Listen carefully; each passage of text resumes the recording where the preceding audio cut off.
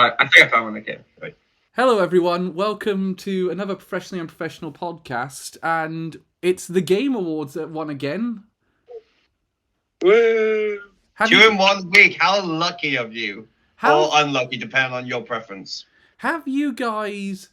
How do you guys feel? Because it was much later than usual. It was a longer Game Awards this year. Was it? Yeah. The show itself was nearly 4 hours. Really? I thought it was only. It ended at 4. No, yeah. It was about 3.5 hours in total. I thought that was normally how long they normally were. No, the normal. No, it's longer than usual. Yeah, but it also started later than usual this year. Because you remember, And don't forget, even with some awards, they breezed past it without even giving the trophy out.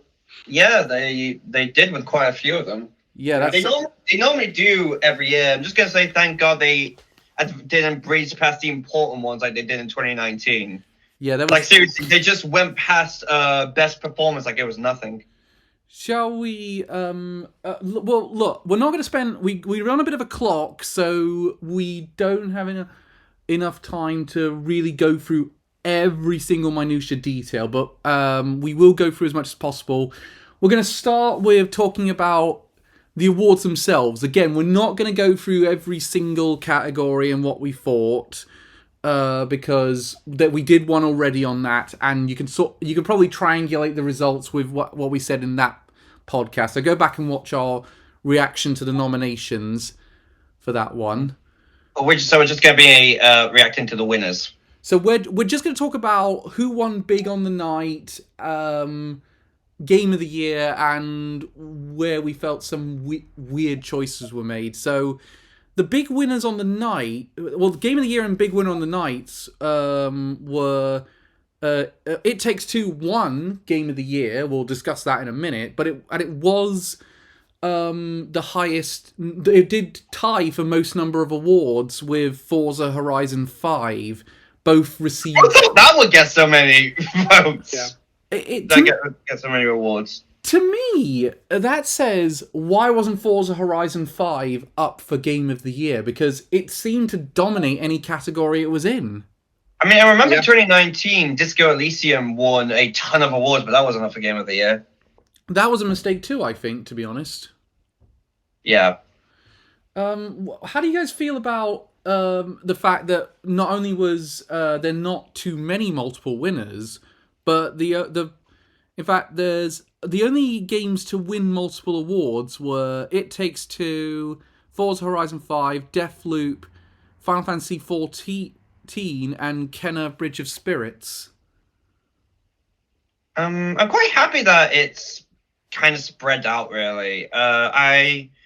Especially after last year where Last of Us 2 dominated everything. I feel like it was a bit of a fresh air to see, like, a ton of games getting notoriety rather than just one. Reese, what do you think of this whole thing? It's definitely better rather than just being like one monolith of a game sweeping every category. Wasn't that also the case in 2017 though with Breath of the Wild? No, Breath of the Wild didn't win that many awards. People think it swept the awards. It didn't. Yeah.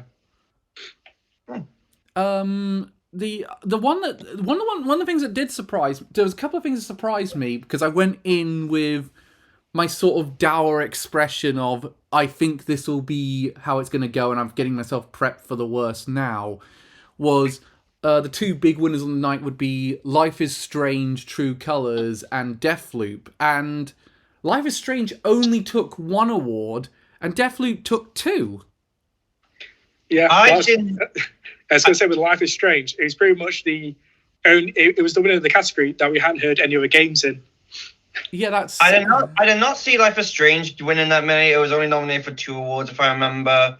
And really, in the narrative one, there were plenty of better stories that I feel like not just us. I feel like other people would have voted outside of Life is Strange. It was nominated for It was nominated for Games for Impact and Best Narrative. Elliot, I'm going to forward something to you because I just got I just got an email saying that company, I Am 8-Bit, are offering a limited edition 15-disc box set celebrating Persona's 25th anniversary. Ooh! I'm going to forward you that. But yeah, no trailer for Persona 5 on Switch. No, that was a real shame. I'm actually surprised though that we're getting the Persona 4 fighting game. Well, I mean, we'll discuss that. We'll discuss that in a minute. But the big surprise for me on the night was the one I really thought wasn't going to win was It Takes Two. How did It Takes Two winning Game of the Year? That was genuinely a shock. Yeah, I don't think anyone really saw that happening. Honestly, if there was any I thought was going to win, it wouldn't have been my first pick, but I thought it would be Resident Evil 8. You thought Resident Evil 8 was going to win? Yeah, I mean, when it comes to most of the people I've been talking to, most of them have been praising that game. Reese, who did you think was going to win it? I thought it was actually Ratchet and Clank because I had a ton of buzz going in. And then during the awards, everyone who was on the Sony page were all saying, we've never even heard of It Takes Two. What about, I must be honest, I thought Deathloop was going to win. I thought the way the awards go and the voter and a lot of the people that vote in it, I thought Deathloop does feel like it's going to be the one that will win the whole thing. And I don't think anyone was predicting It Takes Two was going to win the whole thing. I mean, I'll be honest, I'm fine with It Takes Two. I haven't heard that many people play. I don't know that many people who have played it, but from what I've heard, people who have played say that it is a fantastic game. I've heard a ton of praise for it. I'm sure it is a fantastic game, but I don't feel like a forced multiplayer game should win Game of the Year. I think a multiplayer game can win Game of the Year, but I don't believe. I honestly, I do agree with you. I don't even think it should be. I feel like if there should be any multiplayer game that should be up for Game of the Year, it should be Monster Hunter Rise. Personally, yeah, especially because I was talking to Cal about this. Like, there's no option for an AI partner if you want to do single player. Yeah, exactly. I mean, we briefly discussed this last time because I said I was going to download it on my Game Pass account and test it out so that I knew what it was like, and I just couldn't do it.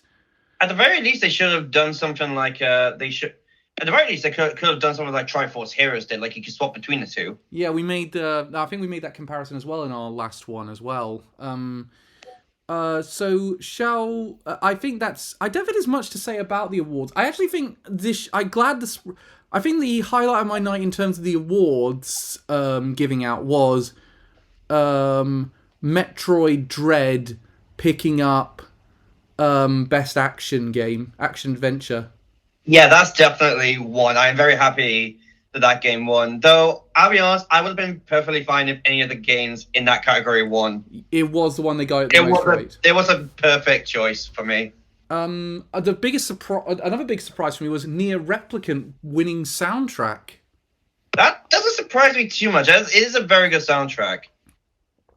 Yeah, because I was talking to Cal about this, but it's like 90% recycled from the PS3 version. So yeah, it's kind of a cheap move. I mean, they did have 4 new songs, but yeah, I do get your point. At the same time, I'm also someone was really wanting Persona 5 Strikers to be nominated for best soundtrack, and a number of games in that songs in that are either from the first game or just remixes. I do apologize if you heard that. There's some screaming women outside my house running from hailstones. Oh, just another typical day at Calvin's. Someone's got a hen do outside the house. So, do you know, I think it might be a hen do. I'll just say one highlight for me was an award that wasn't like one of the big ones, but I'm very happy about it. Tales of Arise winning Best RPG. I'm so happy about that. That was such a phew moment, because I was like, if he says Cyberpunk in a minute, I'm going to lose it. Let's be honest, no one was going to pick Cyberpunk. That game is a disaster. Yeah, but critics don't have common sense, Elliot. That's the problem. Yeah, except there's not critics voting in this. Yeah, but half the vote is done by journalists and the other half is the public vote. Yeah, meanwhile, Tales of Arise has been getting 9s out of 10s. Yeah. So... Thank God that's actually got something. Thank God the only thing it's been nominated for is actually won. I feel like the winners and the nominees of the Game Awards, this is something I didn't touch upon in our last one, so I'm going to sort of touch upon it here. I wonder if you guys agree with me on this one. It feels a lot like a lot of the games that are chosen are... It's based on what they think the game can be or what they want the game to be rather than what the game actually is. So, like, they looked at Deathloop and they've said, well, when it's working, it's great. When it's... And it's like, we can ignore the bugs. We can ignore the AI. Because if it all comes together, then it's great. It's like, yeah, that's what the game could be. It's not what the game is. Yeah, because Deathloop has so many problems, but we're still getting 10s out of 10. That was undeservedly for. And again, it's It Takes Two. I find it interesting that no one said, do we want a game where you have to either have a friend over or a good internet connection and someone who also has an EA account in order to play this? Well, I was going to say the problem with that now in this COVID world now with Boris saying work from home, you're not supposed to be interacting as much with other people. So if you want to play with a friend, you'd most likely have to online, meaning both of you need a subscription, like PlayStation Plus or something. Yeah, so that's just extra cost on top of it. Unless you play on the PC, but it's a game on Steam actually. I'm not sure. It is on Steam as well as Game Pass. Yeah. So I feel like people will be able to play it on Steam, but yeah, on consoles they're pretty much screwed. Yeah, but I think that's the case for most online games anyway. Also, just quickly, one thing I'm very upset about. Ratchet and Clank didn't win anything. That was which is so upsetting. That was even if someone hasn't played the game yet. I think it looks fantastic. I'm with Reese. It should have won Best Art Style, I think. 100%. Deathloop should not have won that one. Or at the very least, Psychonauts should have won that. Psychonauts would have been a very good choice for that one as well. I agree. So let's move into the trailers. We're going to quickly go through the pre-show since those ones did not get as much attention. And then we'll go a bit more in depth with the main show's trailers. So so the pre-show... So I'll go through the list here. The pre-show had a new trailer for an indie game called Tunic. It's releasing March 16th. That looks really good. That looks like a cute game. That one looked all right. Very adorable. King of Fighters 15 has got an open beta coming soon before it's released in spring. Also, this trailer already knew about. Also, this trailer at least confirmed that Terry Bogard is in it. Oh, he hasn't been ostracized after being in Smash. Yeah, he got confirmed months ago. Texas Chainsaw Massacre is getting its own game. I thought that was a Dead by Daylight update at first. Well, he's already in Dead by Daylight. All right. Yeah, you need to understand. I do not know nothing about that game. Homeworld 3 got a new trailer after it was shown in the strangest fashion at E3. And they're saying it's coming out Q4 2022. Why the hell were you showing it off then in the summer then? You could have shown it off now and it would have had more impact. Yeah. There's a new game by Telltale called The Expanse. Did the Telltale go bankrupt? Yeah, I think someone's bought them or bought their IP and their trademark. Apparently Expanse is a show on Amazon Prime. Has anyone even heard of that show? No, but it's got bad reviews for being a bad sci-fi show. So why are they making a game about it? Because money. Why don't they try and call... It'd be like making a Battle Royale game about food fight. It just doesn't work. Well, why didn't they just call up Netflix again and say... Take our ship. And say, can we now work again on that Stranger Things game that we were going to do? Because they were working on one before they went bankrupt. Or if they were going to work on an Amazon Prime thing, The Wheel of Time has recently come out. Why not do one on that? Or better yet, I've just thought of it, Invincible. Yeah. Invincible, yeah. Invincible, the Telltale game, sounds great. Babylon's Fall got a new trailer. Every time I see more of that game, I'm just not as interested. Yeah, same, honestly. But it's also because it was virtually the same trailer from E3. Yeah, it was. I was thinking, did they show anything different in this trailer? Maybe a few different camera angles, if that's it. I mean, it probably was different. They just didn't really show much new, or at least nothing new enough that we would notice. This one I want to ask Reese a bit more about, because they showed a new trailer for Monster Hunter Rise Sunbreak, giving us a bit more of an idea of what we're getting with that one, and announced 3 more amiibo are going to be released to coincide with the game. Because of course that's everything always needs is more plastic amiibo cluttering I the mean, shelves. I mean, as an amiibo collector, I'm not complaining. Me either. But I do. But it was like, oh no, more imports from Japan on eBay. The trailer does look good because it ties into the lore of the ship captain. Yeah, that was not a character that we saw much of before. Yeah. I mean, I've already said many times I've been playing more Monster Hunter Rise in my spare time, and I am thoroughly enjoying it. I cannot wait for this DLC to come out. The monsters that were shown, is there any returning ones that in this trailer that we didn't know about before, or is there a bunch of new monsters coming in? Well, the main one is that new wolf-like creature. That's new. That's new. What about the amiibo one, that sort of dragon-like thing? Is that a new one? I think that's also new. Okay, so we might be getting more new than old in this update. Yeah, it definitely does seem that way. There was a game that looked like that. I can't remember which one of you said. Is this a female Scott Pilgrim? And it's called Thirsty Suitors. Oh, that was me. Yeah, that would have been him. Yeah, this does not look good. It doesn't look great, if I'm honest. It does look a bit. I don't know what sort of the trailer at least did not really convey what sort of game it's going to be. Well, it's a game where you fight your evil exes. Get with Scott Pilgrim all over again. Exactly. Evil West, that game we saw last year and had no idea what it's about. That got a gameplay trailer with a 2022 release date attached to it.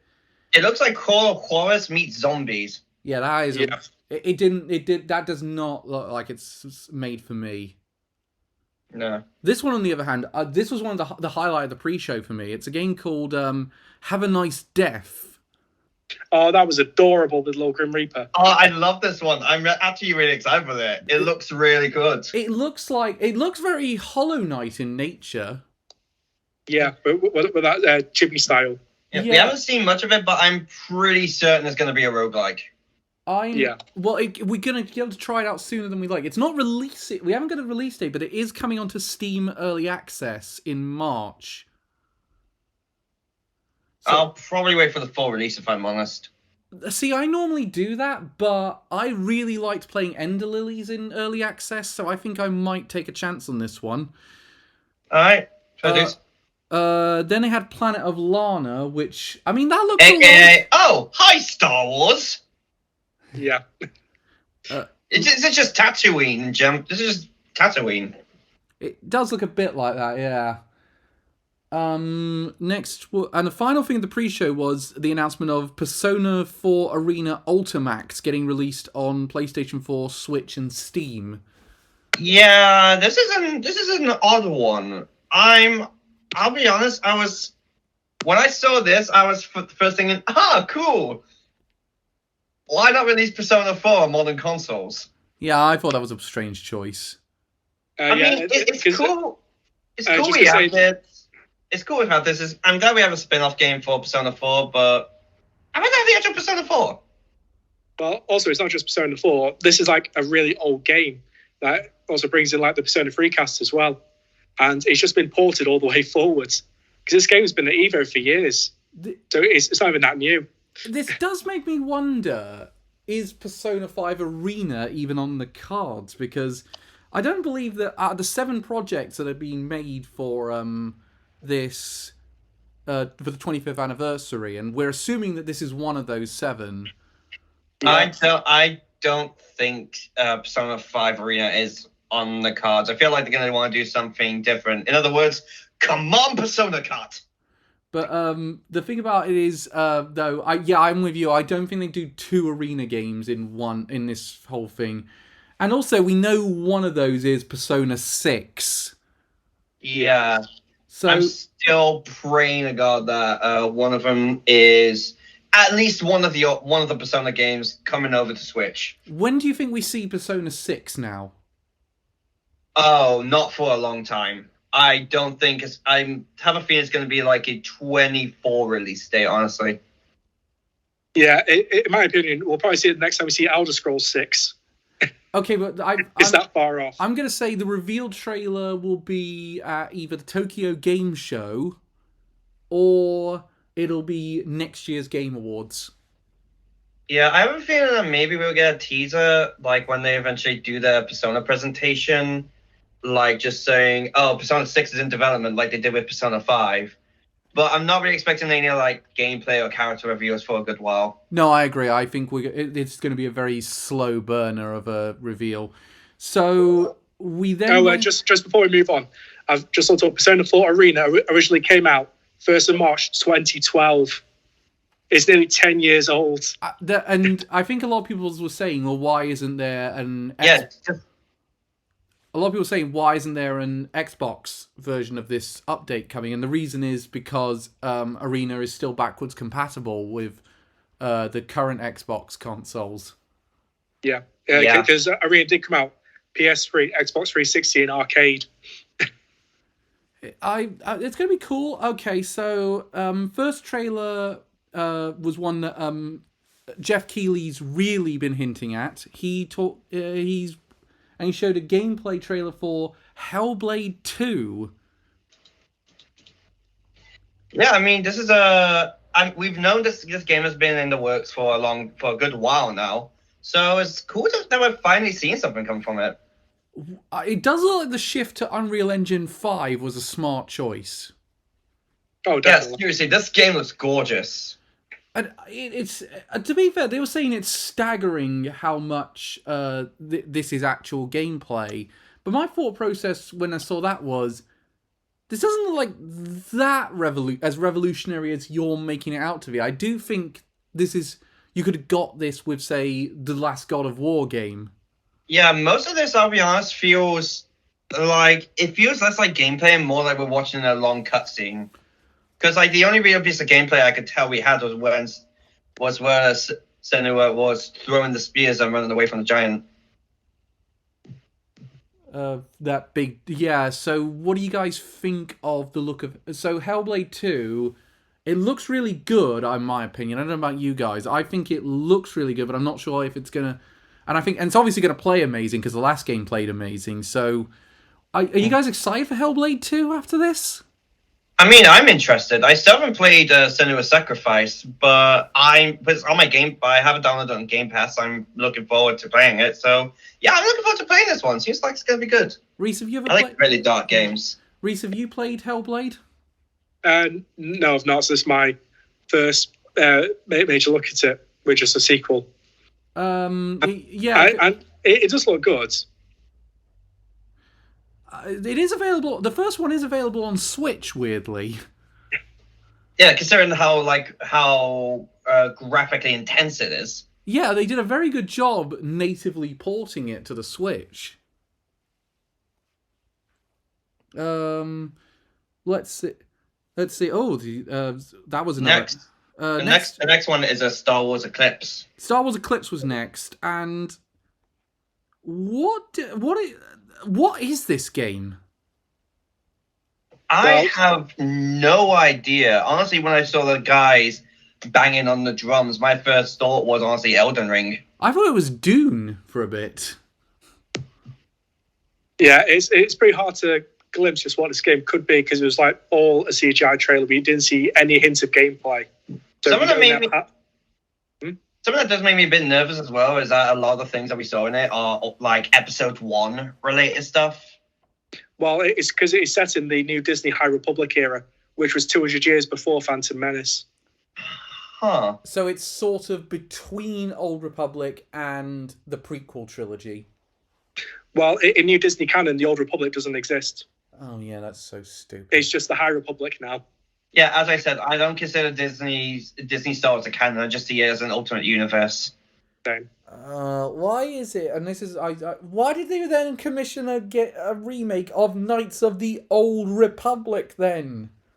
Because money. It's a bank on nostalgia of old fans. Yeah, money. To me, this is the worst kind of trailer you get at the Game Awards. I've no idea what it is. There's nothing in the trailer to indicate what it is. But it's tied to a famous franchise, so a lot of people are going to pop for it. Yep, and it's even worse than that because it's been done by Quantic Dreams. Oh yeah, the Heavy Rain. Yeah, idiots. whose idea was it to give the Heavy Rain guys a Star Wars game? Well, it's even worse than that because Jeff Keighley said before about taking a stand against corruption in the industry, then immediately had a trailer for Quantic Dreams with all the shit they've done. I was about to say, yeah, there's like, we can't tolerate abuse in the gaming industry. Here's Quantic Dreams. Yeah, everyone was calling him out, just saying, "Well, massive hypocrite. He couldn't even go 1 minute without going back on his words." It's that scene from Scrubs where Dr. Cox just tears up his card in front of him and goes, "You held out as long as you could." Yeah. What is this going to play like Heavy Rain? Do you guys think? Is it a Heavy Rain style Star Wars game? I think it's still way too early to know at this point. Yeah, especially with all these CGI trailers, it's just a proof of concept. It doesn't translate to anything. Like for all we know, it could be a kart racer. Honestly, when I saw this trailer, my biggest hope was that it was a new Jedi Fallen Order.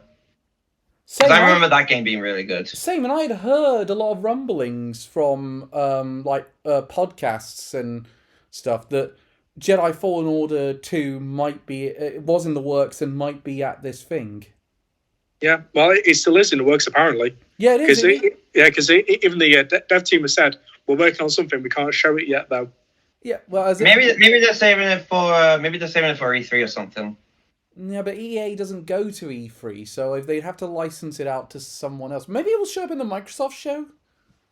I don't know. Maybe Sony will show up this time and do it in theirs. Yeah, people were expecting to see a D23, which is the whole Disney investor meeting to show off all Disney properties. It could be at D23. But then again, people thought that was going to be where we'd see Kingdom Hearts 3 for the first time, and that didn't happen. Yeah. Next trailer was even weirder CGI one, because it's a trailer for a new Wonder Woman game. Yeah, who the hell thought we were getting a Wonder Woman game? Yeah, especially because we didn't see anything. Yeah, that was a really crap trailer. It was just like, Wonder Woman exists. We're making a game out of her. It'll probably be cancelled before your next game update. It's just, I mean, I guess I can kind of appreciate that they're not trying to go for a Justice League game and they're doing games on the individual heroes. But yeah, but at this point, it's this early. They could have just shown the logo and it would have the same impact. So why bother showing anything this early? What's strange about this is that apparently it's being done by the same guys who made Shadow of Mordor. So it might be like an Assassin's Creed clone. I have no idea. Oh yeah, because when everyone thinks Wonder Woman now, flying invisible jet, you automatically think stealthy assassin. So what do you guys on this basis? Why do you think it didn't work here, but for us? But when we saw that Wolverine trailer in the PlayStation presentation, it really worked for us, and we were really excited. And like, what the hell is Insomniac gonna do with Wolverine? I think maybe it's because it wasn't just showing like, oh hey, Wolverine's in it. They did sort of like do a bit of a build up, and then sort of a surprise that bam, it's Wolverine. It sort of makes you a bit more excited. With this, it's just, here's Wonder Woman. Yeah, and also we have the amazing track record now of Insomniac Games with the 2 previous Spider-Man games. Yeah, exactly. It was also done by Insomniac Games. So we know it's going to be of at least decent quality.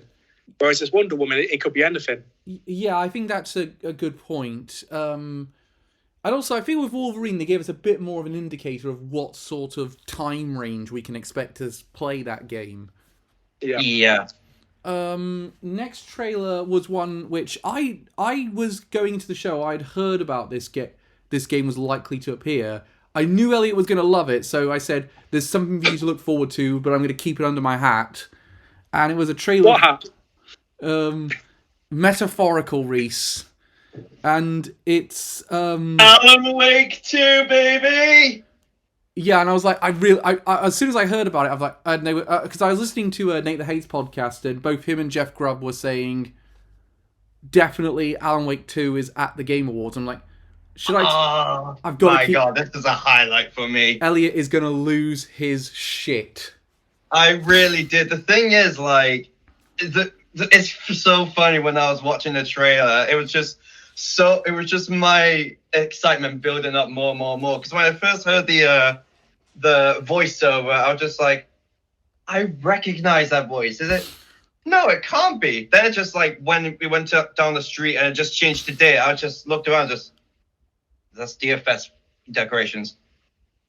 Is this Bright Falls? And then just Alan Wake 2, and I was just like, there is a god! What?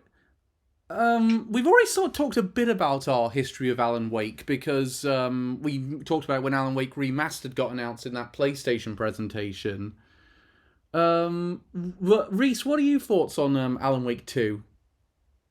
I mean, it looked good, and I obviously know the history, but I've never played it myself. From what I know, there was originally going to be a sequel to the game, hence why the DLC that's kind of what the DLC for the first game was for, trying to build it up. But for some reason, the second game changed into more sort of a survival arcadey spin-off, which no one was a big fan of. Wasn't that Alan Wake's American Nightmare? Yeah, American Nightmare. Which was odd, but like honestly, I'm so happy we are finally getting this. Alan Wake is one of my favorite. Actually, no, it is my favorite cult classic, unappreciated game. What do you? I'm so happy we're getting this. What are your thoughts when they brought the developers on stage and they said they're going more in a direction of survival horror for Alan Wake 2? Oh, when I heard that, I was just like, all right, who's been looking through my dream journal? Because that's probably my criticism about Alan Wake. I wish it was scarier. Seeing as they're now going for a more horror incentive in this game, I am so excited. Like, I'm so upset we have to wait till 2023, but you know what? I cannot wait. I'm certain it's going to be great. I think we're going to get a few trailers for Alan Wake 2 throughout most of 2022. I'd say we'll see a few of them. Maybe we'll see one at the Microsoft show at E3. I mean, I'm pretty sure we will. I'm just really excited, happy about this one. I'll also be expecting one around Halloween time because it's in the new direction. Yeah. I expect maybe we will get a release date around Halloween time. They could go quite a while without a release date, I think. Remember, this game could... I'm not sure how this game's going to play out, but it does... I did think the trailer did a good job sort of giving you an idea. And again, it was just a CGI trailer with no real gameplay or not much idea about what we're getting, but it's based on an established franchise, so you can kind of get away with it when you're doing that. It does definitely feel like they're building up on the first game, because in the DLC in the first game, Alan was still... the first game ended with essentially Alan still being trapped in the dark world and trying to write his way out of it. Like writing a new novel about his escape. So I'm assuming that's what this is. It'll be interesting to see what happens with it. Now, when we do these presentations, we normally skip the movie trailers, but we're going to talk about two of them in this one, because they are adaptations of video games. So, and the next one was Sonic 2. We saw the poster a day before the awards, and they announced that they would be showing off a trailer at the awards, so we got to see that. What do you got? They've showed off Tails being in it and played by the voice actor from the video games, Knuckles being played by Idris Elba, Jim Carrey's new look as Dr. Robotnik. What do you guys think of the trailer for Sonic 2? Oh, it looks so good. It just looks awesome. Reese, what did you think of the trailer? Yeah, I think it looks amazing. There's only one downside, though. Everyone's pointed out. What's the downside? That Idris Elba won't be playing Knuckles sexily. I'll be honest, he said he's not going to be playing Knuckles sexily, but when I heard his voice, I was just like, are you sure, Idris? He lies. Are you really sure? Do you know one of the things I found amazing? If you hadn't told me it was Idris Elba, from the brief seconds we heard of Knuckles, if you hadn't told me it was Idris Elba, I don't think I would have guessed. No, it does not sound like him at all. Yeah, because I was talking to Cal about this. He sounds like really different. Like, I'm not sure. Did you guys ever watch his TV show Luther, where he played the detective? Yeah, I did watch that. Yeah, well, that was my first big exposure to him. and he always has this very iconic gruff voice, like he carried over into other films and that. As Knuckles, he sounds so different. Well, he is quite good at throwing his accent. Did you ever see him in The Wire? Oh yeah, He does a very good Massachusetts accent in that one. yeah. So, the trailer looks great. I'm glad they got the video game actor for Tails in for this one. Yeah, I forget her name, but she's returning, which is good. Can I just say also, before the trailer showed off, Jim Carrey was so funny. Well, my big question was, what was he trying to say? I have no idea. I have no idea. I think that was just kind of the idea. Like, it was just him being Jim Carrey, and I love that. Yeah, it's funny, because even Scottish people on Twitter were saying, what's he trying to say? Is he okay? The funny thing about it for me as well is this looks more like it's trying to emulate the video games than the first film did. Yeah, it doesn't. Yeah. It doesn't feel like this is the cash. Like, it doesn't feel like this is just going to be a cash grab because the first film did really well. It feels like, okay, this first film did really well. We're going to be really passionate and caring when it comes to making this one. And the fact that we have a release date as well is insane.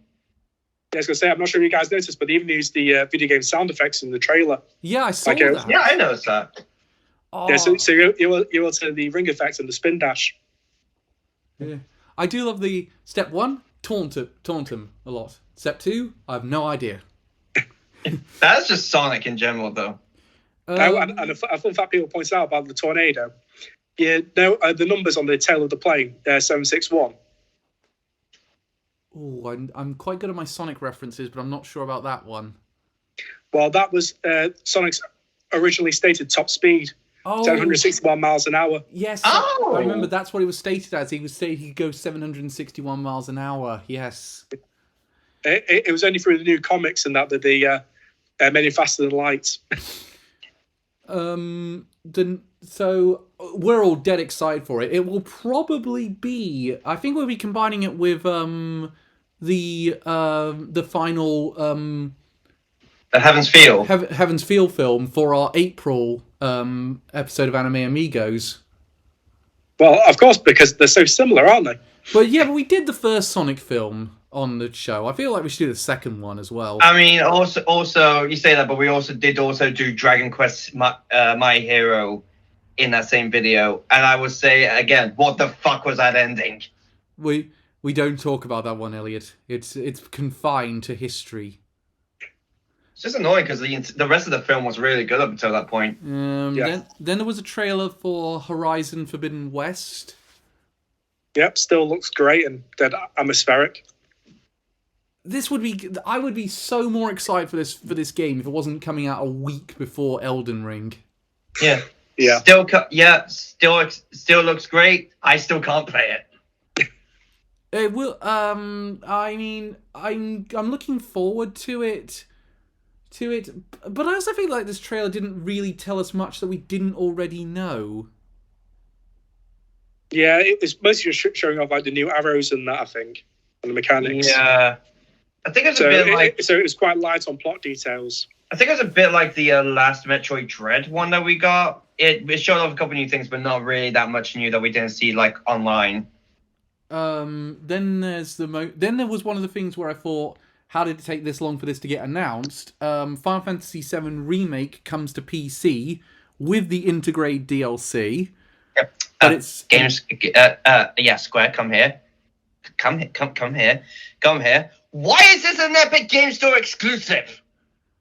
It's so dumb. Like, Epic Game Store is one of the worst digital shops I have to use. It's so bad. It doesn't work half the time. Yeah, well, don't forget that they had a massive press release just before the Game Awards, so they now have a shopping cart function. Oh,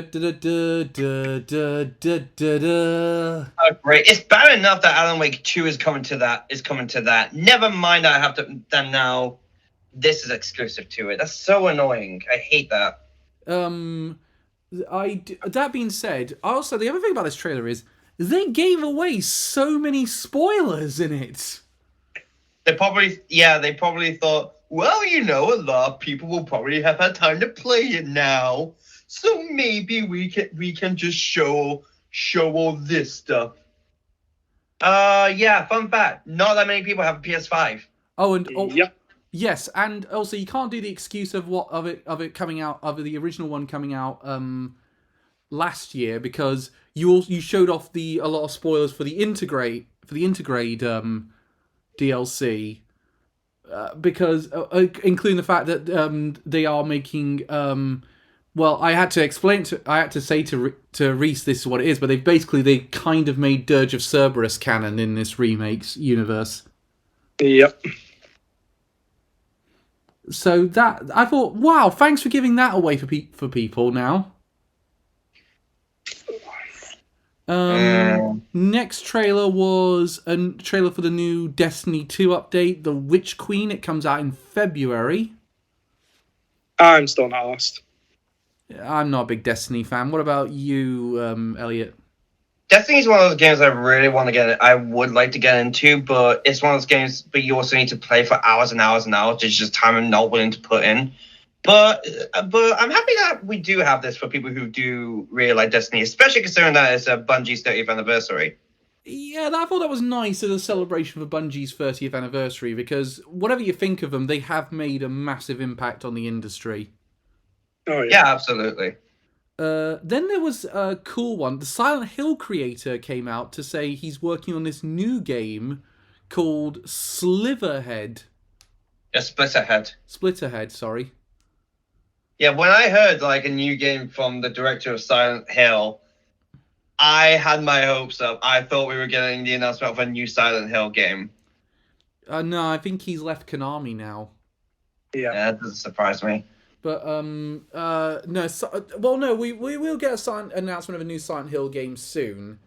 Oh my god, I hope so. I've already given up hope that we're getting a new Castlevania game. Please give me a new Silent Hill. No, we are getting. I'd also just go back. It is called Slitterhead. That is the official title. Slitterhead. It's called. Yeah, it's officially called Slitterhead. Then why is my thing called a Splitterhead? No idea, but all the. God damn it, game's radar. So what do you guys think of the look of Slitterhead? It looks. I'm not sure. From what I can tell, it's either going to be sort of an open world city game, kind of like Dead Dying Light, or it's going to be a 4-player co-op like Left 4 Dead. It does look like there's some very creative designs in the game, at least, if nothing else. Yeah, it reminds me a lot of Parasite, really. Yeah, it does have a bit of that effect going on. It also had no reason for that soundtrack going as hard as it did. Oh yeah, that soundtrack it's awesome, but it doesn't feel like it matches. Yeah, and also Akira Yamaoka is the composer, because obviously. Next game was that 4-player sort of builder survival game, Nightingale. Don't really care much about that one, I'll be honest. Me either. Yeah, it looks okay, and town builder is always fun, but if you just get overrun and your town gets destroyed, then you've lost all that progress. Yeah, pretty much. I can't imagine this is one where town builder fans are going to enjoy this, because it's going, oh great, now it's going to get. I mean, I guess some people don't mind it. Some people would have fun like building it up again from scratch, but personally, I would just be too frustrated. Same. Then we got another look at that game we saw at the Microsoft E3 show, Somerville. Oh wait, also just quickly before, during the break we got a trailer for Gollum. That didn't really have much new footage though. I honestly thought it was the exact same trailer they showed before. I'll be honest, I can't remember much about it, but I'll be honest, it does not look good. And who did they get to voice that Gollum? Yeah, he doesn't sound at all like Andy Serkis. For Christ's sakes, I do a better impression of Gollum. But, yeah, especially because I was talking to Cal, and the CGI, it's worse than the Two Towers. Oh my god, it is, yeah. And it's like 20 years on. Gollum looks like he's made of wax. Yeah. Somerville, what did you guys think of that trailer? I thought it looks okay. It looks alright. Nothing mind-blowing. It is a game I'm very curious about. I don't think it's really anything I'll pick up immediately. It does go to Game Pass soon. It does go to Game Pass on its first day, so it'll be very interesting to check it out. I mean, it's not going to cost you anything if you're subscribed. Then we had a bit of a musical performance that led into the next announcement. We're getting the DLC for Cuphead, Delicious Last Course. God, that song is still stuck in my head. That has a release date of June the 30th. And it's been how long since the base game came out? 2017. Yeah, I was just thinking, like, we're getting a DLC now? Like, what, 3-4 years after the game came out? This DLC got first announced in 2018. Wait, didn't the game come out in 2017? Yeah, and they announced at the Microsoft show the next 5 years after. Like, yeah, Cuphead is still highly talked about and highly loved, but to the point where we get DLC? I think it will pick up a bit of traction, considering they'll probably time it quite well with the Netflix series. Yeah, maybe. Which has got some brilliant casting in it, because they got Wayne Brady as Mr. King Dice. Nice. Although considering a track record with Cowboy in 3 weeks being cancelled afterwards. No, I've seen some footage of the Cuphead Netflix series. Yeah. The difference is with Cuphead, we don't really know much. The Cuphead has kind of a basic story that I feel like has room for expansion. Cowboy Bebop already has an established story and a big fan base who love that story. So let's be honest, there was no pleasing them. Reese actually asked me during the stream, did you and Ren stream Cuphead? And I said we played it on a train once, and we agreed afterwards to never stream it. Because we damn near killed each other by the end of it. It is a difficult game. I have it on my Switch. I still have not beaten it. It is so hard. I never want to play that game by myself. But my God, it's so much fun. It is a really fun game. I hate it. Well, I would highly recommend watching a speedrun of it, because that is amazing. The thing is, I can imagine like Dark Souls. The most difficult main reason why it takes so long to get through is because you keep dying a lot. Yeah. The thing is, I hate it when you get to that boss fight, you get beaten, and then it shows on the thing you were like one shot away from winning. Oof. Oh, being taunted. It's so taunting. And what do you think of the what we saw at the new boss designs for the DLC island? They look really good. Yeah, definitely. Like, they generally look like something you've probably seen like an old Chuck Jones or Hanna-Barbera cartoon. And I still got that song stuck in my head. Yep, same. So let's try and get that out. Next thing, possibly my highlight for the show. You were saying it was. Among Us VR. No, they showed off. Hey, I'll be honest. That does actually look pretty sick. We'll talk to that in a minute, but Sonic Frontiers got revealed. That's genuinely going to be its title, and it's going to release holiday of next year. Who'd have thought we'd actually get an open world Sonic game from what it looks like? Yeah, I was very I've often thought, could you do it? Because I would have thought, well, the thing that works about Sonic is that really great level design. So yeah, the thing with Sonic is, like, with Mario, you can see it as an open world game because in the 3D Mario games, obviously, the main goal is about collecting. With Sonic, it's more about getting to the end, so the linear level designs work better with that kind of game. It'll be interesting to see, will they try to make a Sonic game like Mario 64? Well, yeah, no, with Sonic Mania that they hired fan creators for it. Yeah. Well, for Sonic Frontiers, they hired the guy who did Sonic in Unreal Engine 4 years ago. I put it on YouTube. Oh, yes, that one. Yeah, so everyone's been saying, Sega have just been doing amazing, just hiring fans to make great games for them. Pretty much, yeah. Like, they're doing the exact opposite of Nintendo. You make a Sonic fan game, you get a job. You make a Nintendo fan game, you get a cease and desist. Or jail time. I do feel like Nintendo needs to start. I think this is not just Nintendo. I think most game companies need to start looking at who's making these fan games and maybe considering getting them on board on some level, because it's if Sonic Frontiers works out, and I'm crossing my fingers it's going to work out, it will be it's going to be another example of a fan creator doing what Sonic Team couldn't do. And I mean, we've already seen the fan creators make a great 2D Sonic game. Imagine what they could do with making a great 3D Sonic game.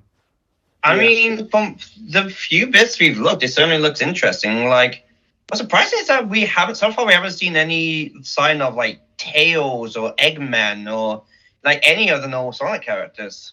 I think we'll see more as we're going along. This definitely feels like a slow build. I mean, look how long it took for us to see what was going on with Sonic Forces, for example, which incidentally did start trending after Sonic Frontier got announced, saying, "Please don't let us be another Sonic Forces," or I'm being hesitant because I've been burnt by Sonic Forces. Yeah, well, like it's just sort of that thought of, this looks good, but I was also excited for Sonic Forces. Well, you know why most people were saying about Sonic Forces? It's because it's the same model for Sonic. It is the same model in animation. It's been imported as a placeholder. Now, that model was not bad. If anything, if you could fix the physics a bit more, that model is a really good model of Sonic. Yeah, I mean, it's kind of similar to the ones we got in Generations and Colors, isn't it? Yeah. I mean, this won't be the first time we'll see a Sonic game in 4K, but it will. But I mean, the world design looks gorgeous for a start. Oh, and I found the video of the guy who did Unreal Engine 4 Sonic. It was 6 years ago. Bloody hell! So I'm looking forward to Sonic Forces. I think we'll know more about it. Next game was Warhammer Warrior Priest. Yeah, I think it's just supposed to be like a Warrior Priest update to Vermintide, isn't it? Yeah, it's just Vermintide. It's just Vermintide 2. I have no idea what that's about. Shall we move on? Yeah.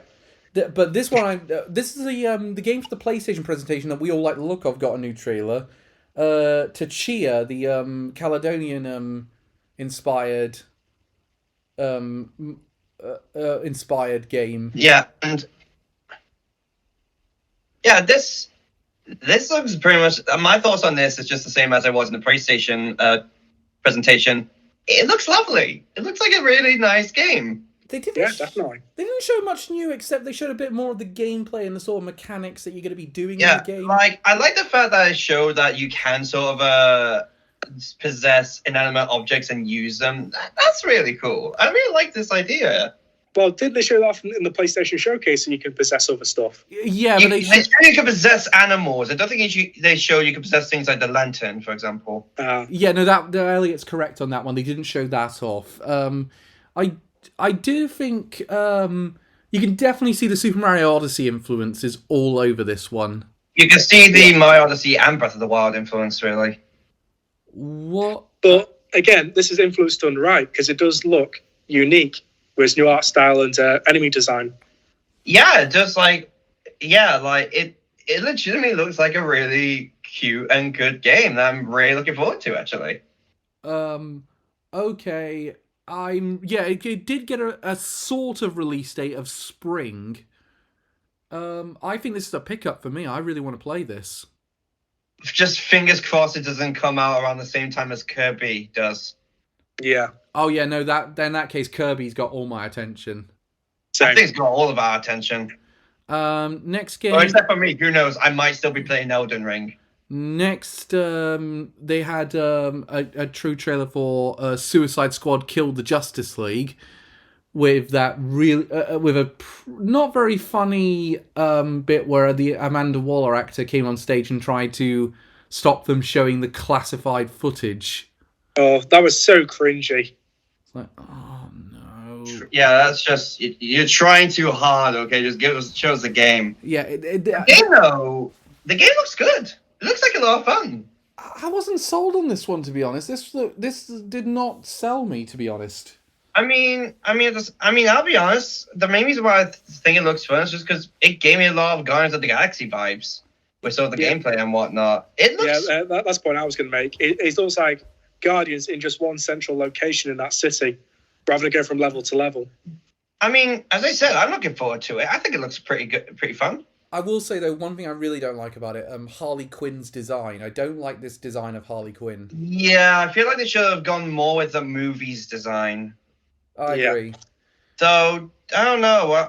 Are they going for more of a comic book design? Is that so more what she looks like in the comics? No, she doesn't look like that in the comics. No, if they don't really. They kind of. And it's also, I don't know who did the face design on it, but they really messed up Harley's facial features in it. Yeah. Especially because most of the characters don't even look like they come from the comics. Like, like Amanda Waller's fat in the comics. Yeah, but whereas this, she's dead skinny. Yeah, they keep going back and forth about what they want to do with Amanda Waller's design. Yeah. I mean, who knows? Who knows? They might change up the designs down the line. I have no idea personally. Next game is another look at Forspoken. Another trailer for Forspoken, and they gave us a release date for it, May 24th. Yeah, and unlike the at the Square Enix Presents, it actually looks like they've shown something different this time. Yeah, they've done they did a pretty good job. They do really sell me on this game. As long as the frame rate is locked, this game looks amazing. Yeah, like honestly, the more I see this game, the more intrigued I get with it.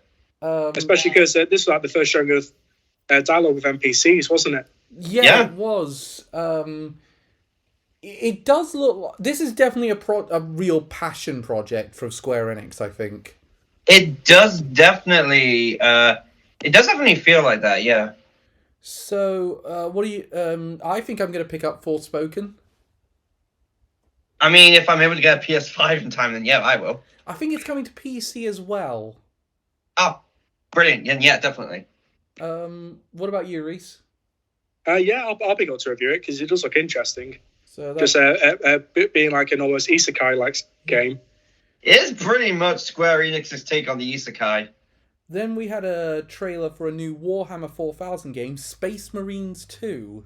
This is, if I remember, this is a sequel to a game that came out on the PS3. Yeah. Yeah. Wow. This is a weird flashback. I mean, I don't know much about Warhammer. I don't do much Warhammer. But I'm sort of aware of a lot of aspects of it. Is this something I should be excited about?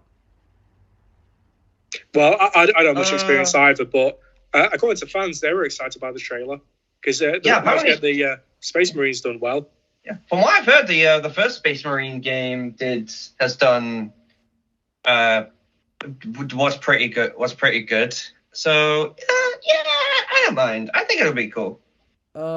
Next game was a new trailer for Saints Row Reboot with a release date of 23rd of August. Yeah, well, after having his first delay. Yeah, it was meant to come out in February, and then they delayed it almost instantly after saying that. Yeah. It was interesting. Yeah. It was delayed just when the fan backlash came out. Oh, God. Yeah. The thing is, I don't know what to make of this game. I love the Saints Row games. Honestly, I'm probably one of the only people who actually prefers them to GTA. I was going to say... But I feel like this is trying too hard to be all quirky and, unique and different, when really the original was just, it's GTA, except we're taking a piss. It's GTA, but it's a little more self-aware. Yeah, pretty much. Whereas on this, they tried to make it more up-to-date with, like, the whole millennial aspect with the characters. Does this new trailer give you much to go off for if you feel like you want to get it or not? Nah, I feel like I'm probably going to skip it. Yeah, I feel like I would just get Saints Row the 3rd and 4 on a Switch rather than this, personally. Okay, then they showed off a trailer for the new Fall Guys update, and there's going to be costumes from Nightmare Before Christmas coming in. This looks adorable. These guys look cute. I really still enjoy playing Fall Guys. Even a year later, I'm still really into it. My one complaint is that there's no Oogie Boogie costume. Oh, that would have been amazing. Yeah, that's a I'm fine. We get we get Jack as Santa and Jack as a Pumpkin King. But man, I really want Oogie Boogie. Like hell, take out the male outfit if you have to. I was playing on Twitch. I was playing with part of the executive producer Patreon streams where all of us join in with the Good Vibes Gaming team, and we did a few rounds of Fall Guys, and it was so much fun. Even with just like 20 of us playing this game, it was such good fun. It still really works. Yeah, from what I've seen, a lot of people are still having a lot of fun with this game. Like, it's kind of fallen off the map, but it still has a passionate fan base. So it's cool that this is still getting updates. I'm amazed. Yeah, still being supported. Yeah, definitely. I'm amazed that the Switch version still hasn't come out. They announced that like in February and said it was coming out in the summer. What the hell has happened with that? Yeah, I'm surprised we still haven't got Fall Guys on Switch. I was expecting that to come out sooner than this year, if we even are getting it this year at this point. Well, no, not this year now, because we're in the last few weeks of the year. I mean, they're not going to suddenly shadow drop that on the Switch out of nowhere. Yeah. I mean, they pretty much shadow dropped the first game, the game onto PC. I got a weird feeling it will be shadow dropped in the next Nintendo Direct. Yeah, probably. Yeah. What do you got? Okay, so that was Fall Guys. Next trailer was an RTS game based on Dune, Dune Spice Wars. It's not surprising that we're getting a Dune game, considering how well the movie's done and how much hype that got. Yeah, and it's based on the whole 4X formula, so it'll play more like Age of Empires and Civ. This doesn't do anything for me, to be honest. Not really for me either. I'm not a big fan of RTS games. If only Ren was here to talk with me about it. Yeah, he'll be here in about 40 minutes, I'd say. Then we got a new trailer for... So we probably might end up accidentally walking into this podcast. Then we got a trailer for... Butt naked. For the record, I will not allow that to happen. I mean, I did ask him to come in shirtless. Okay, moving on. The next trailer was a new trailer for Tiny Tina's Wonderland. Still has its release date of March 25th. What do you guys think of Tiny Tina's Wonderland now we've seen it again? I mean, I like Borderlands. I think it looks pretty fun. I feel like it's quite unique, the whole D&D aspect. Do you know what? I've seen it so much this year, I'm kind of bored of looking at it. I mean, it didn't have as much attention as Deathloop did. So you have to admit that much at least. Yeah, but it's getting there now. It's borderline Deathloop levels of overexposure. I mean, I'm still kind of looking forward to it. Yeah, that's true. Then we got a very short trailer for Among Us VR. This, I haven't played Among Us yet. I don't really have much plans to, but this legitimately looks pretty good. It looks like it's very different to the Among Us we normally know. I really like the look of it, but I find the thing that made Among Us work was the fact it was that easily accessible and you could get all your mates in to play it. I think asking people to have a VR headset in order to play it means I don't think you can get a large group of you all together to do it. Yeah, the way I see it, I think it's more this is definitely just more something else for the fans to have a go with, rather than just playing the normal one over and over again. If you get bored and want to try something new, maybe you could try this one or something like that. Yeah, because the whole thing about the original game is that it basically ran on a toaster, so anyone could play it on their gaming rig. Yeah. Whereas on this, you need the VR headset, which is like £300. Yeah, those are VR headsets are still pretty expensive. I mean, I'm probably going to get PlayStation VR for my PS5. So let's be honest. If we're being entirely honest, I don't think anyone's getting VR specifically for Among Us VR. I feel like people will probably get that more for Resi 4 VR or Resi 8 when that comes out for VR. Resi 4 VR though has some issues with it at release, so I'm hoping they fix that out before I give it a go. No, I'm pretty sure that won best VR game. Yeah, I don't know why. It's got real issue. It's got real technical issues. Well, because it's Resi 4 VR, I think that's the only one of those most people have played. Okay, I've written a game down here and I don't remember it happening. Which one? Doke V. Doke V, that's it. Yeah, Doke V. That's a Korean one, isn't it? Oh yes, it was the one with the horrible music. It's like ear splitting. I had to turn it down. Oh god, we've had that now twice. They did it at the PlayStation presentation. They did it here. I was like, why do I have to be subjected to this? Yeah, I just sat there, just like I'm gonna need to listen to 3 hours of Cannibal Corpse after this. Oh, you got your wish sort of later, but we'll get to that when we get to that. But God, I do not understand why loads of people really had the opposite opinion of us with Doki V, because they were saying this looks really cool and interesting, and this looks like, and I'm like, no, it doesn't. No, it doesn't. It looks like a game based on a Disney Channel show.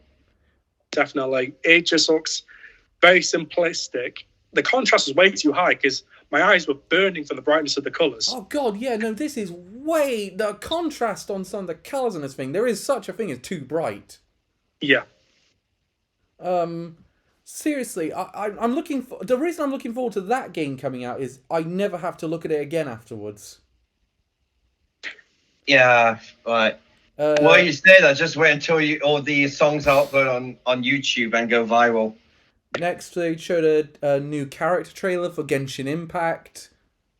I don't care about Wait, don't you mean Jensen Impact? Oh yeah, someone pronounced it Genshin Impact. Like best mobile game, Genshin Impact. Yeah. I'd like to know, also, that was the same woman who kept saying, come check out like Mark Hill's Twitch stream and chat with us while this is happening. Do you know something? I looked him up. I looked up who the guy was. Do you want to know who he is? Who is he? A member of FaZe Clan. Ugh. I've no idea what that is.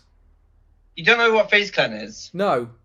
They're essentially like I think sort of an esports group kind of thing. Like FaZe Clan, sort of a group of esports who gets like promotions and sponsorships, but in exchange they give a small portion of their prize money to FaZe. Okay. The more I know. Yeah, and I looked up as well. Apparently that woman, she's a former professional basketball player who's now turned to Twitch.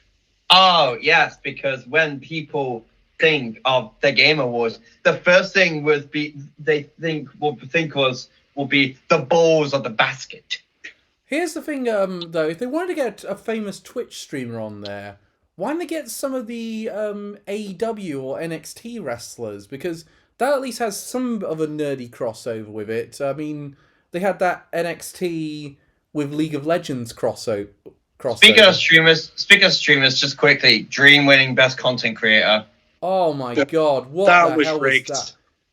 Yeah, again, I say this every year. I'm going to say it again. Why is Scott the Wars never up for it? Or why is the completionist never up? Gerard the completionist never up? Where's the completionist? Cadicarus? Hell, I won't be happy with Some Call Me Johnny.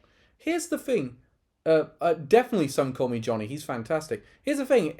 They really should rename that Best Streamer Award. Because that's all it is. People just nominate streamers. They don't nominate like people that are making great video game essays or making these great sort of like creations. Like there's a really great YouTube channel I've just discovered that basically makes small documentaries about the development of video games, and they actually go and talk to the developers of the games. They made a great episode about the Blue Point remake of Demon's Souls, and they talked to the developers about how they made these ever so slight transfers of the PlayStation 3 version to the PlayStation 5 version, and they would never get nominated in this category. It's really a shame. Okay, first of all, you need to send me a link to that channel. And second of all, if you want great video essays, what about Pyrocynical? Yeah, exactly. One of his most recent videos is an 8-hour-long video talking about the Utopia show. Or Vati. Why not Vati? The premier Dark Souls YouTube. Yeah, especially to build up hype for Elden Ring. Oh, that's such a crap category now as a result. It really is. It really is. Now, don't get me wrong. I think streamers should get nominated in this category, but I don't think they should be exclusively that category. Yeah. Especially when the streamers have such a bad backstory like Dream does. The whole controversy about cheating and being caught for it. Yeah. It's like you're saying the best content creator of the year is someone who was so insecure about their gameplay that they decide to cheat. Yep, and then when he was caught, he hired a professor to do the math to back him up. Oh, just admit you got it wrong, and just admit you did wrong, and get on with it, for fuck's sake. But yeah, he attacked everyone who accused him for saying he was cheating, and set his rabid fan base after them, which are all minors. Oh, thanks. Yeah, that's not enough of that bullshit going on. Yeah, those are the worst kinds of content creators. Yeah. Seriously, screw those guys. Screw anyone who does that. Hey, Jeff, does that count as online harassment? It should do. Should. Next game was... What's Steel Rising? I don't remember that one either. Me neither. I have the trailer. Yeah, give me a sec. I don't think I remember it. Which is funny, because I just watched it. It was about like the, I think, a ballroom or dancing doll who became an assassin or something like that. Is that the Pinocchio game everyone was teasing a while back? I think so. Bloodborne. I think so. Yeah, I think that's the one. I have no idea about... Can we move on? Because this is really confusing me. Yeah. Because this was another real highlight of the show. They had the singer from Trivium come out to announce this action music rhythm game called Metal Hellsinger. Yeah, it includes... so good. Yeah, it includes singers. It includes the singers from Lamb of God and Arch Enemy. I was literally full on headbanging to it. I was like, "Oh, this is the cure for the Doki V trailer." Yeah, you just think Doom soundtrack move over. Yeah, it's pretty much Doom meets Cryptid the Necro Dancer. Pretty much. That's the perfect analogy for it. Pretty much. Yeah. I need to play. Awesome. I need to play this. Yeah. Same. Holy hell, it looks good. Oh my god. We didn't see that much of it, but what I saw got me very much intrigued. Then Reese is probably going to explain a few things about this one, because it's a Star Trek game, and me and Elliot aren't big Star Trek fans. I saw one episode of Generations, and that's about it. Well, Generations was a film, so there's pretty much just one thing to it. Next Generation, I think you mean, Elliot. Yeah, Next Generation, my bad. Yeah, but whereas there was a Star Trek film called Generations where Kirk met Picard. And that proves how little I know about Star Trek. And it has A quick question: was Generations one of the good ones or the bad ones? Bad ones. I think. Okay. Can I rephrase that? I think it's good, but everyone else thinks it's bad. We don't have time to go over a debate over Star Trek Generations quality. This game's called Resurgence, is it? Star Trek Resurgence. What did you guys think of Star Trek Resurgence? It looked good. The ships look accurate.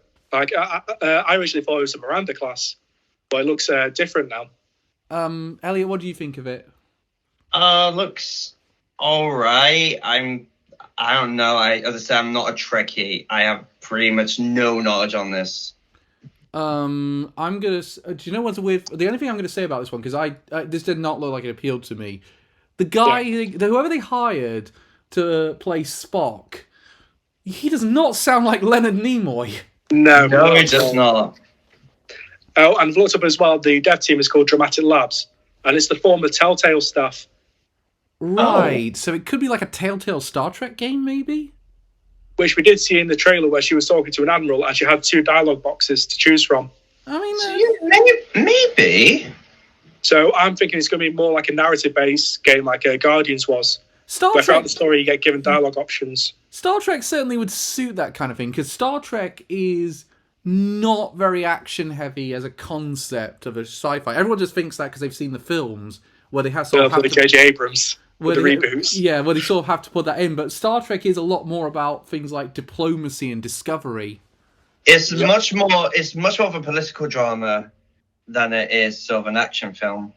Yeah, especially because Star Trek itself was the original woke franchise from 1966 because it was so progressive. Yeah, it was. Because all the stuff with Kirk and Uhura, one of the first interracial kisses on TV.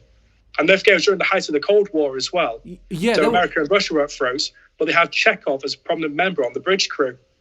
Because Star Trek was set so far in the future, humanity had transcended personal wars. Right. That was the whole. Yes. That was the whole thing about Star Trek. It was this whole idea of there had been one massive war, and afterwards humanity just said, "No, no more. That's it." It wasn't called the Eugenics War or something. That was another war. The first war was actually referenced in Next Generation, where Q brought Picard to it, if you remember. Oh, yes. In the courtroom. Yes, yeah. We are boring several people who don't watch Star Trek right now, so we need to move on quick. Okay, well, just last thing. Just watch Star Trek, but stop once you get to J.J. Abrams. Don't watch Discovery or any of that garbage. Discovery is the one I reviewed the best out of the J.J. Abrams trilogy, because it was the one he didn't direct. No, Discovery was a spin-off TV show. Oh, no. With the Spore Drive. No, what was the one? That was god-awful. What was the one? Are you thinking of Into Darkness? No, the one that Idris Elba played the villain. That was Star Trek Beyond. Star Trek Beyond. I actually thought Star Trek Beyond was pretty good. I have not seen it. I've only seen the first one. Well, there's 3. I know there are 3. It's got the opposite rule that the old Star Trek films had. In this case, it's the odd-numbered ones are the all-right ones, and the even-numbered ones are the bad ones. Yeah. In the old films, it was the opposite. With the exception of Generations, because I think that one's pretty good, but that's... I'm an... You're from what I know, you're the only one. Yeah. Pretty much. Next, they showed what was possibly the worst trailer of the entire show, Rumbleverse. This looks so bad. I mean, you say the worst trailer. No, I still say that goes to Doki V. Doki V was pretty bad, but what the hell was this? Well, it's done by Epic Games, so my guess is Fortnite clone. Oh, you don't need a Fortnite clone. You make Fortnite. It does not look good. It looks absolutely terrible. Yeah, it's so bad. This is a CG trailer, and it still looks like garbage. Good. Yeah, Jesus Christ. Also, that name is terrible. Yeah. Well, especially because I was spending time to WWE. Because they had that chibi spin-off game that everyone hated that crashed all the time. Oh, yes. Yeah, I know the one you mean. That was shown in the first ever partner showcase, wasn't it? Yeah. I forget the name of it, but that was god-awful. Let's hope Vince McMahon is not too litigious. Oh God, it's Vince McMahon. They're screwed. Next trailer was a new trailer for A Plague Tale Requiem. I thought they made it look all right. Yeah, not nearly enough rats though. Yeah. I mean, from what I've heard, the first Plague Tale game was like brilliant. So I'm actually quite looking forward to this one. It does seem like it's pretty good, actually. Is it? Yeah, well, this is the third in the series now. Oh, is it? Yeah. But the one it's really going to play off is the Plague Tale Innocence, which is the one that's on Game Pass. So I think that's one to really get into. Actually, on that note, is it actually Felicity Jones in the lead? Because I swear, if it doesn't, it looks and sounds a lot like her. Oh, I'm not sure. Seriously, she looks so much like Felicity Jones in Rogue One. True. Next trailer, since we've already stolen Scott the Woz joke, next trailer was Dying Light 2 got a release date. Yeah, finally. February 4th. Weird time to release it. I know, we want to sell our game. Let's release it between Pokemon Legends Arceus and Elden Ring. Elden Ring? Who's going to play that game? FromSoft? What's that taste like? It's all like we are parkour zombies. That's much more interesting. Yeah, the sad thing is, this is another game I'm actually kind of looking forward to. I really like the first Dying Light game. Here's the thing, though. Do you think? I mean, it's cool that Dying Light is going to be more accessible because it is now on Switch and. It's a cloud game, though. No, so the second one is going to be a cloud game. The first one is natively ported to the Switch. Yeah. One second. Actually, one second. Did you play Dying Light, Reese? No, I never played it up, but people did say they enjoyed it. Yeah, I mean, it's cool, but I can't see myself really wanting to get into it. You know what I mean? Yeah. I mean, I've been playing on my Switch lately. In preparation for the second one, I'm really enjoying it.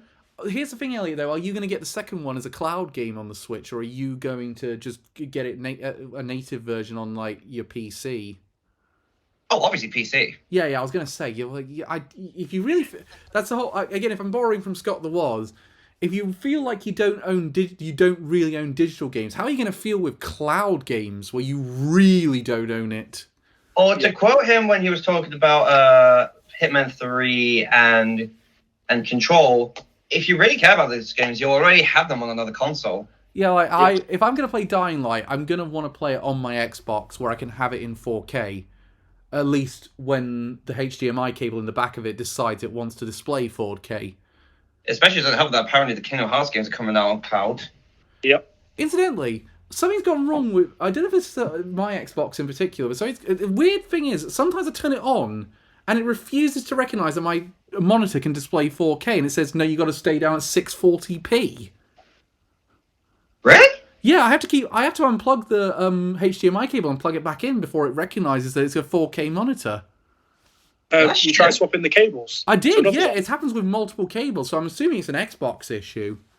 Yeah, sounds like it. Yeah, so I'll deal with that. Deal with that as it comes. Next, speaking of Microsoft, Crossfire X got a new trailer. Which isn't based on the old Crossfire game from the 90s.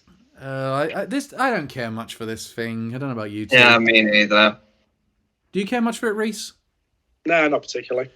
Cool. Halo TV... no, hang on. GTFO finally came out of early access during the show. Yay. I mean, it looks like it's all right, but I'm not sure I'd really care that much about the idea of GTFO. I've heard some people who've played it really like it, so I'm happy for them, but I don't think I'm picking it up. I'll be honest, I think currently we have a bit of an oversaturation of co-op shooter games. Yeah. Like it just feels like we've had too many. I'm getting a bit tired of hearing about them. Especially with the big bus that was Back for Blood. Yeah. Dan, look how that turned out, yeah. The Paramount showed off their first look at the new Halo TV series. That looks interesting. The armors look good. Yeah, it does look great. I don't know how it's going to play in the UK. What streaming service is it going to come to, or are we going to be waiting a very long time to watch that? Because currently it's only exclusive to Paramount Plus, which I don't think we have at the minute. We don't. No, we don't. No, we don't. Yeah, because that's the whole thing about Star Trek. They're gatekeeping Discovery on Paramount Plus, so we won't get that until next year. Right. People are saying the series is that bad. I don't kind of be asked waiting to see how much worse it can get. Next trailer was probably one of Elliot's highlights for the night. They showed a more cinematic trailer this time for Elden Ring. What I like about this trailer is that it feels like it's expanding from the first trailer we got. I'm happy. Like we finally actually got to see who the Giant and the Valkyrie were. And I mean, I'm happy we got a CG trailer rather than a gameplay trailer, because normally with these kinds of things, FromSoft want to hide as much as they can. So I'm happy we got something with the lore, with more plot and lore heavy. This got me even more excited for Elden Ring, which I didn't think was possible.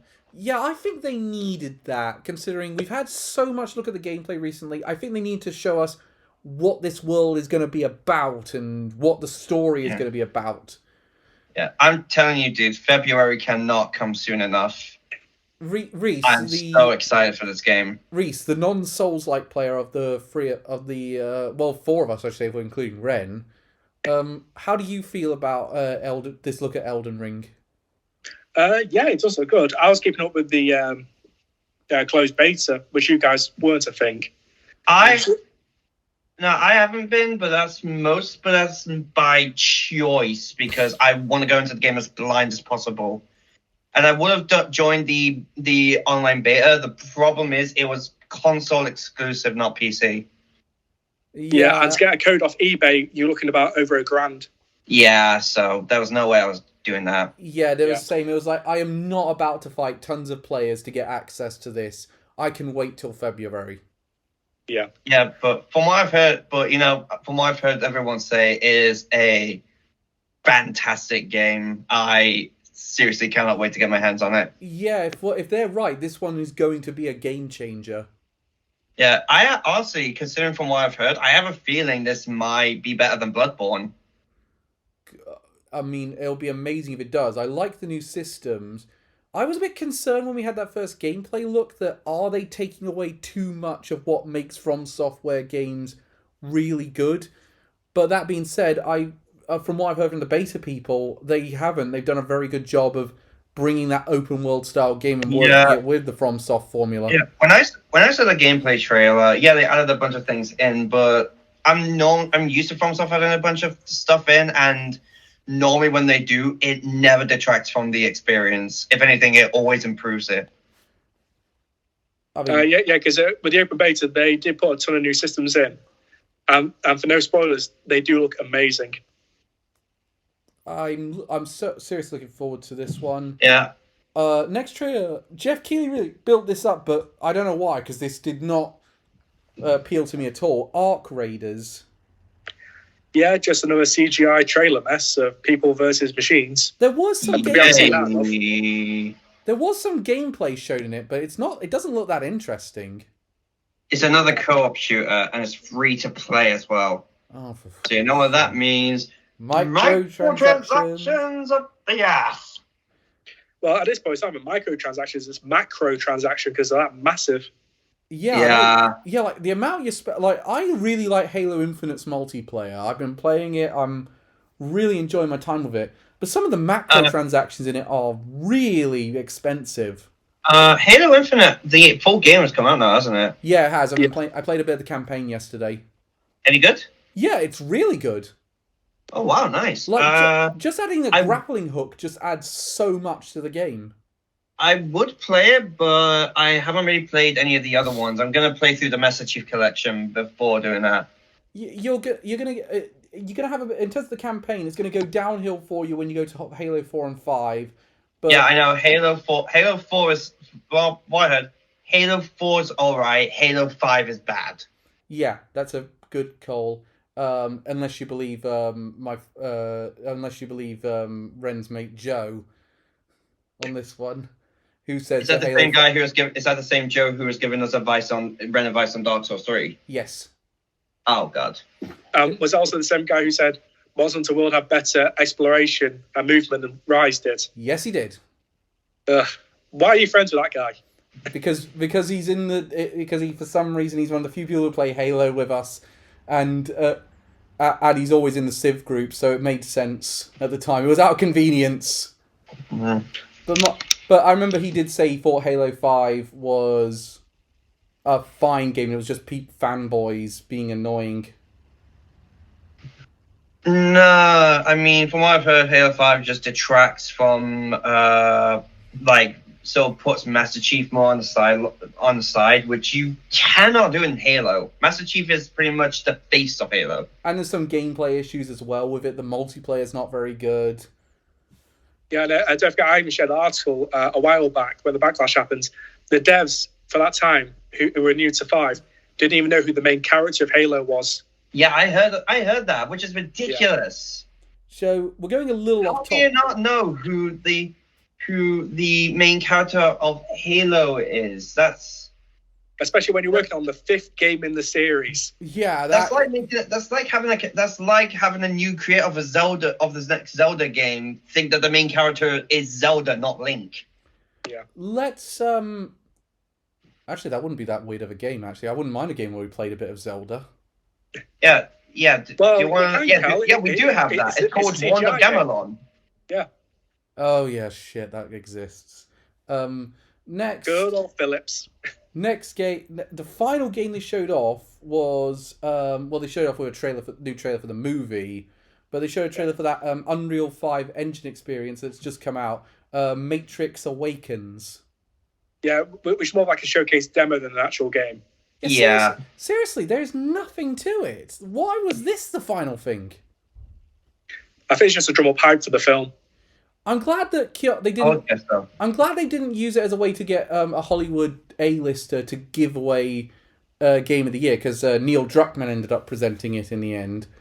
Y- yeah, I Because mean, he's not controversial at all, is he? No, but but at least I was yeah, glad. I was like when he came up, I've just put in the Facebook chat.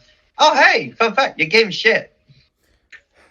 So let's talk.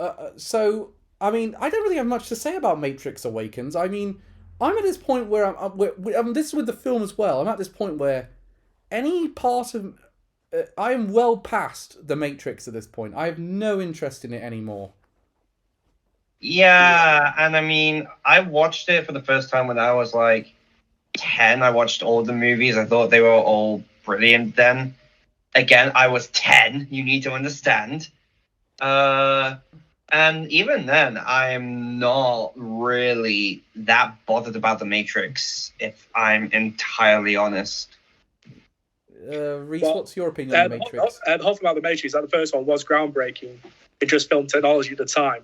Like, it was being taught at universities for film tech. And then, even then, because I remember I was doing a philosophy at A-level, and we would be told about Matrix, because it's based off a ton of philosophy notebooks from the years. I mean, at the same time, when you really look at it, the Matrix was a revolution in movies, sci-fi in particular. Yeah, like when you take a look at all the effects and the slow motion and things like that, you can really tell like why that film is so influential. Yeah, but it's over 20 years later, and a lot of other films have done a lot more with a lot of groundbreaking technology, and now Matrix is trying to make a comeback, and it doesn't look like it's adding anything really new or revolutionary to it. It does, and also, the Matrix, without giving away anything, I really feel like Matrix which one was the final film? Matrix Revolutions? Revolution, yeah. That film, it really felt like it ended the storyline. There wasn't really anywhere else for it to go. At the very least, if they were going to continue with it, it felt like it ended the One saga. It felt like it ended the Neo saga. I feel like they would have had to move on if they were going to do anything else. Just like, which they technically did, because there was a Matrix Online, which is the canon continuation of the story. Yeah, they did. And it's shit. Oh, yeah. Somehow all the Matrix games have been terrible so far. And in the end, the game shut down because the servers caught fire. Almost literally. Yeah, actually, literally, because they couldn't recover the code. It's quite ironic, because the Matrix. Oh, Jesus Christ. So, Agent Smith must have gotten into it. He mustn't have liked the game.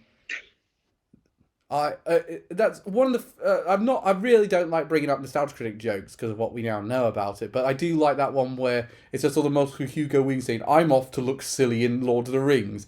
I'm off to look silly in Cloud Atlas." And then I must look silly in Transformers. Oh yes, Megatron. I forgot he was in Transformers. Jesus. Everyone does. Because even Hugo Weaving said it's one of my biggest regrets as an actor. Honestly, the only two people I remember from Transformers are Shia LaBeouf and Megan Fox. That's about it. So, I don't really like talk. So that was the Game Awards. Overall, it was terrible. Jeff Goldblum. Jeff Goldblum promoted Raid Shadow Legends, and Jeff Bezos wasn't announced for Fall Guys. Very disappointed. In all seriousness, what did you guys think about the Game Awards this year? It was alright. It was a letdown for me. I'd say it was an okay show. For me, the best way I could describe it was inoffensive. There was nothing in there that particularly really upset me. But for most of the things, I just thought, that looks cool. Again, outside of Alan Wake 2. That's like outside of Alan Wake 2 and Elden Ring. Those two things I am very excited for. Do you know what it is for me? There's a couple of things about it. One, I'll say a positive. I think they really did a better job this year than most years balancing new announcements with updates for games. Of which normally I feel like they focus so far on getting new announcements that they announce games that really had no reason to be announced at the time they did. This year I think they did a much better job around that.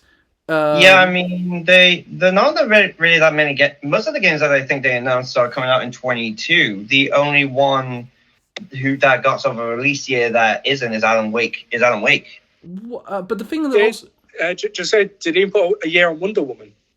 no, they haven't didn't. put a year on Wonder Woman. I don't think. That's at least 2023. That's not coming out in 22. I'm more meant like all the games that did get released. Oh, did get release The dates. release window. Okay, yeah. I feel like the one thing for me is maybe it's because I think I would have had there was no oh shit moment. Yeah. In this thing, I feel like for me, Alan Wake 2 would have been that if I hadn't heard ahead of time there was a likelihood that Remedy was going to show it off. Yeah. Well, my big thing is, where was Nintendo in this? Yeah, I was going to get to that in a minute. I was going to say what games did we feel needed to be here, but there's a company that didn't really show. Nintendo didn't even show up with a partner this year. Yeah. I'm kind of. I guess maybe they kind of did with Monster Hunter. Kind of, and that's if you really stretch it. Yeah, but again, they're not even publishing that game. Capcom is publishing it, but they still are paying for it to be a Switch exclusive. Yeah. Honestly, though, I can't really say I'm that surprised. Nintendo rarely ever has a presence in the Game Awards, and the last couple of times that's just been for Smash Bros. And most of the time they show off like this third-party game that they're publishing that they're really got to get people excited about. They'd show something like a Bravely Default 2, a Marvel Ultimate Alliance 3, or last year it was Ghosts and Goblins Resurrected. But so yeah, they don't. As I said, they never really have much of a presence. Yeah, but the thing is, things. But I think also, I guess that kind of makes sense. Because when Nintendo has things to announce, they normally just do it in a Nintendo Direct. Well, I'm going to put a couple points to that. One, I was still expecting them to do what do you call it? I was still expecting them to do something like, here's a third-party game that we're publishing that we're really excited about, and they still didn't even do that. And the other point is, I feel like they should have dated something. I feel like they should have come out with a date for Kirby. Considering how close that is, and we still haven't got a release date. Or at least a title for Breath of the Wild 2, which we still don't have. I think, the thing is, I feel like we're not going to be getting the title to Breath of the Wild 2 before we get the release date. And honestly, I'm not expecting a release date till E3. I think you're right on one level. I think it's going to be release date E3, title first direct of the year. If they definitely can get it out in 2022, and I'm not entirely convinced they can, but if they can definitely get it out in 2022, it's title beginning of the year, middle of the year to release date.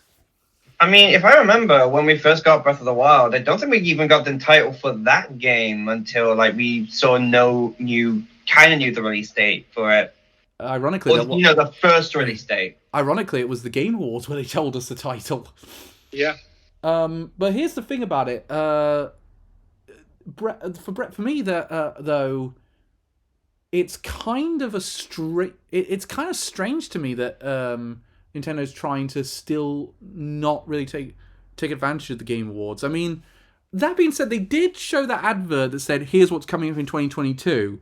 So it's not like 2019 where they pretty much skipped the entire thing. Where I'm thinking, well, what have you got? You have nothing past Animal Crossing date. I think you haven't really announced that many games recently. At least with 2022, it's kind of packed. So it's not as if we're in a bad position with Nintendo, but they need to start giving some release dates for all these games. Like, you look at that advert, most of that doesn't have a release date. Bayonetta 3 doesn't have a release date. Splatoon 3 doesn't have a release date. Kirby really needs one soon because it said spring. And I think they need to do it before Project Triangle Strategy comes out.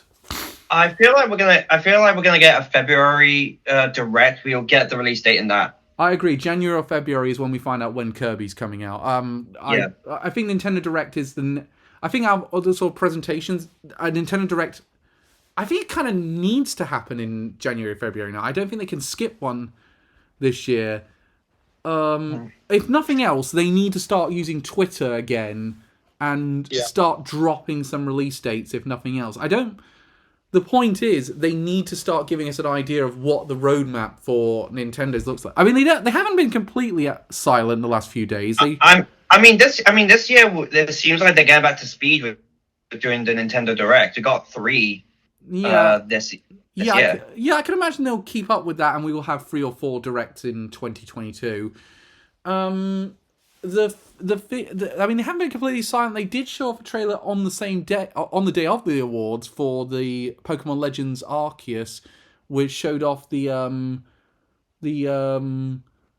Voltorb. The new the Hisuian Voltorb, which is part electric, part grass type now.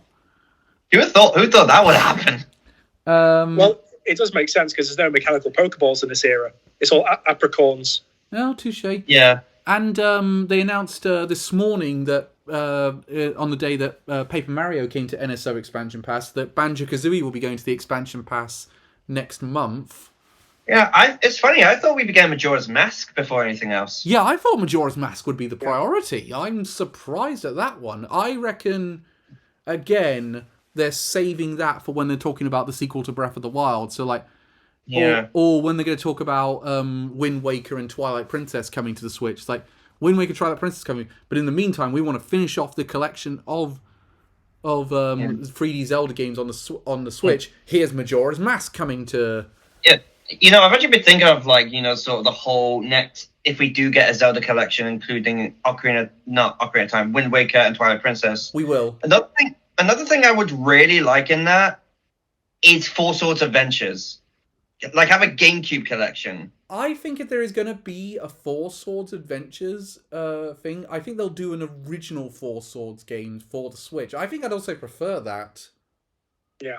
Yeah. But here's the thing about that one. I can tell you, best sources I'm listening to, who are most of the time 90% accurate, I'd say Twilight Princess and Wind Waker are definitely Switch games. They're just holding on to it till they want to release it and decide how they want to release it. They might release them separately. Yeah, I feel like, honestly, I was thinking maybe they wait until after Breath of the Wild 2. Now, from what I've heard, they're holding it in case Breath of the Wild 2 doesn't make 2022, so there will be a Zelda game in 2022 on the Switch. I do feel like we will get it in Breath of the Wild 2 in 2022. When you really look at it, it has been 5 years since Breath of the Wild, and development did start, I'm pretty sure, in 2019. The one thing that stops me saying definitely 2022 is the amount we've seen of it, and the fact that developers are saying we're aiming for 2022. They didn't say we would definitely get it out in 2022. Yeah, there's no guarantee in place. What about you, Reese? Do you think they make the Breath of the Wild 2 makes 2022? I personally don't think so at this point. Too little has been shown in reveals. Elliot, you think it will make 2022? Yeah, I think the main reason why they haven't shown off much is because they're holding back. I feel like they're not really wanting to show. I just don't feel like they're wanting to show as much. At the very least until E3, I would think. Well, my counterpoint to that is they've now missed the anniversary. So they missed their big chance to tie it in. I'm in the middle on this one. I think the reason I'm going to say the reasons that Reese highlighted is some of the reasons I think it won't make it, but the reasons I think it will, and I lean a little more to that side, is it is now in the Nintendo advertising, and it actually put Nintendo themselves are putting that date on, so they are somewhat confident about its about that in some level. Doesn't mean it will make it. The industry is very fluid and things change on a dime. Zelda games get delayed all the time. And of course, it's worse now with COVID. Yeah, from what I've heard, they did stop production of Breath of the Wild 2 for a long time, which apparently it would have actually made this year if it hadn't been for COVID. So that's really the Game Awards. I think Sony didn't show up very well either. I think Sony weren't really at this thing all that much. Yeah, or at least what they showed wasn't as interesting as Microsoft did. Yeah, Microsoft ruled this show. They really put their best foot forwards in this one. Yeah, not that. I don't think there are that many that have been confirmed are going to Game Pass though. No, they've already. I think they've already confirmed them elsewhere, or they were in previous stuff. So like, Hellblade 2 is going to Game Pass day one. Somerville, for example, is going to Game Pass day one. There's quite a few. I think they should have confirmed a few more of them. I mean, the other thing they had to talk about was the fact that they're changing the name of it to the Game Pass changes its name depending on which device you use now. So it's now called PC Game Pass on the PC and Xbox Game Pass on the console. But because I thought that's confusing so many players. My one hope is that that doesn't change the lineup on both systems. I agree. I thought. I don't think there is much confusion. I think people know Xbox is the brand, and I think it's a very successful brand, evidently by how long Xbox has lasted. I don't see why that decision was made. I personally thought that was a weird decision to change the name of it to PC Game Pass. Yeah. So that's I'd say that's really us for this time. What do you got?